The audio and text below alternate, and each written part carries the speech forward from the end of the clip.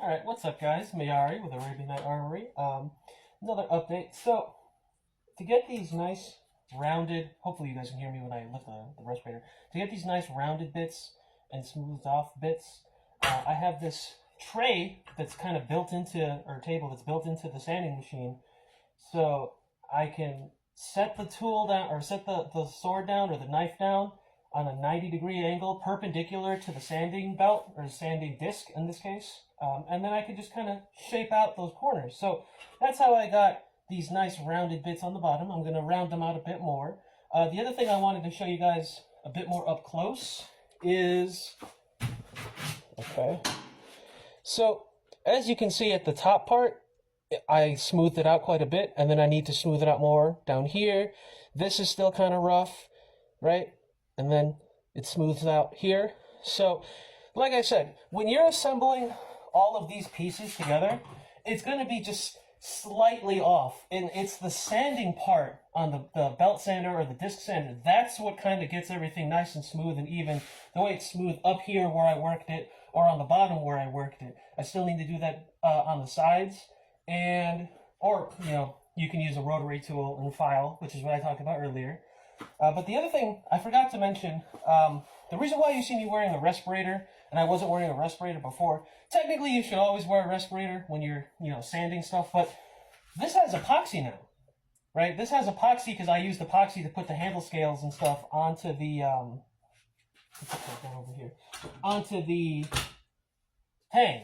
So if I grind with this now, there's bits of epoxy resin that will get thrown into the air, and I don't want to breathe in epoxy resin because that's bad for my lungs. It's very, very bad. So I have this really heavy-duty respirator that I'd be relying on to keep me safe. Delicious. Good thing I burped with a mask not covering my mouth. Anyway, yeah, so safety. Wear your safety glasses, wear your ear protection. When you're grinding epoxy, especially wear your respirator. If you're just sanding wood, I mean, it's not super critical, but you should probably still wear a respirator when sanding wood. Use this, if you have one, a 90-degree angle table that's perpendicular to the sanding disc. I am actually, in a future video, I'm going to show you guys how to make a jig so that you can sharpen and file stuff by hand perfectly if you can't afford to get one of these machines. Because, I think the core point of this video series that I'm doing on here is I want people to start blacksmithing, and I don't ever want you people to be intimidated by what it could cost. I want you to all believe that, like, with the ghettoist, if you want to call it that, the ghettoist tools possible, with the most minimal budget possible, you can still crank out some really nice things. So, I know not everyone can afford this kind of machine, and we'll take care of that, I promise. And another thing that I forgot to mention earlier, so, on the side here, you can see that there's an extra piece of wood on the inside of the guard. So I had another piece of wood. I'm going to go ahead and grab it from the floor real quick. And this piece of wood is like a scrap piece of wood. As you can see, it's kind of warping a bit here, but this was the same thickness as the tang.